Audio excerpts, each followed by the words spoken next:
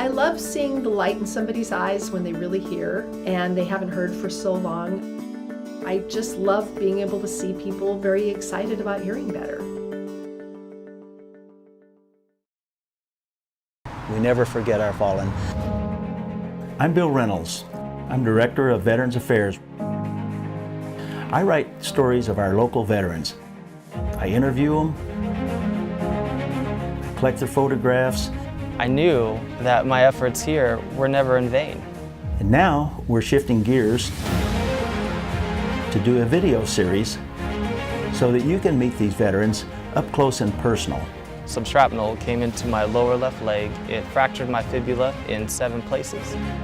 Please join me in honoring these great Americans. Ask not what your country can do for you. Ask what you can do for your country.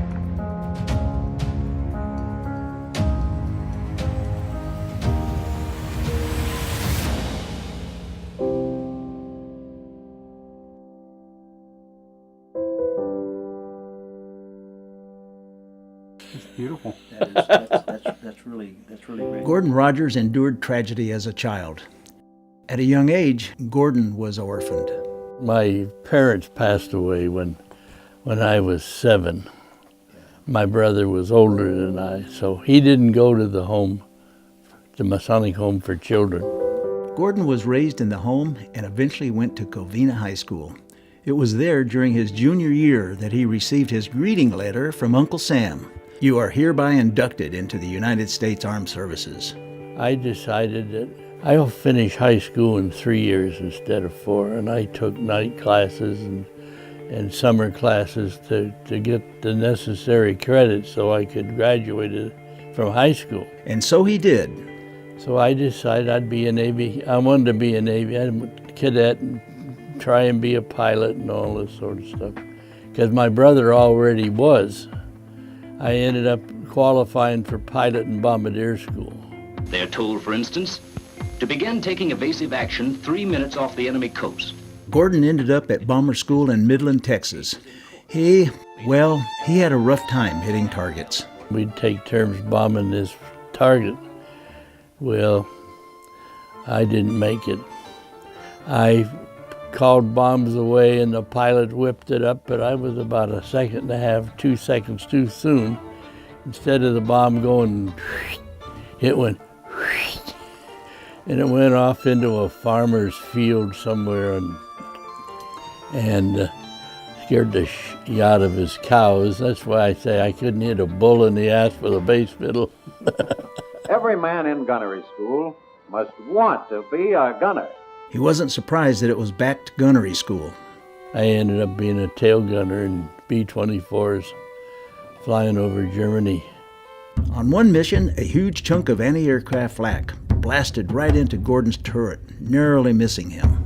And if you've ever been in a tin can with somebody beating on the outside, that's what flak felt like. Gordon was so busy blasting away at Messerschmitts that he barely noticed. We got back to England and we were looking the airplane over to see what damage we'd acquired, and I spotted this hole in my plastic turret right there.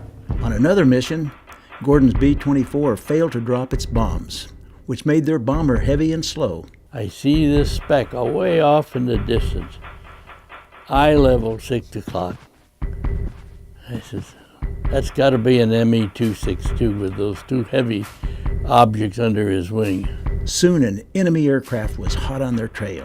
He was on top of me. He was so fast, and he pulled this up, exposed his belly. Now, had I been on my toes, I could have shot him out of the sky. But, I mean, it all happened so fast that I didn't. He didn't return fire, so I didn't. Both men realized the war was literally over. B-24 liberators were soon flying missions up and down the Rhine River, dropping food, clothing, and medical supplies to the German citizens. Our issue was with the military and their industrial things, not the civilians.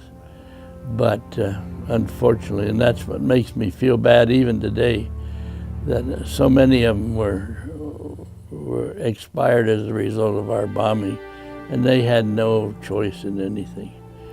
Gordon moved to Santa Clarita in 1965. These days you can find him at Henry Mayo Newhall Hospital, comforting those who have lost a loved one, or at home in his shop making custom embroidery for those in uniform. Gordon is one of the greatest generation and a true American patriot.